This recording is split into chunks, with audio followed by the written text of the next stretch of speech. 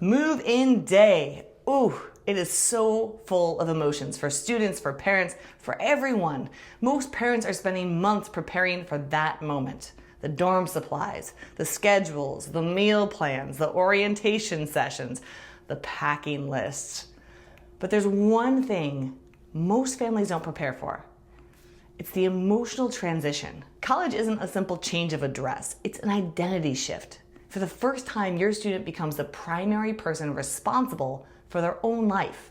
And that sounds really exciting, but it can also feel overwhelming. Many students experience a predictable pattern. The first few days, super exciting, everything feels new. And then reality sets in. Classes begin, friendships feel uncertain, homesickness appears, and the structure that they've always known disappears.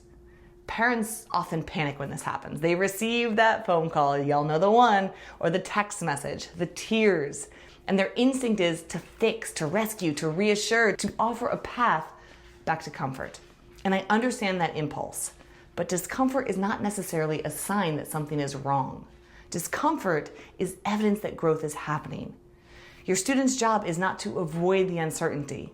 It's to learn how to navigate it. One of the most powerful questions that you can ask is, what do you think your next step should be? Not, here's what you should do. Not, let me solve that. Help them become the problem solver themselves.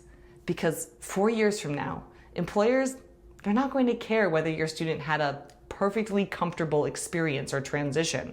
They're going to care whether they can handle uncertainty, because uncertainty isn't going away. Move-in day, it's not the finish line. It's just the beginning of the opportunity to develop confidence, resilience, and independence. And those skills are built through experience, not protection.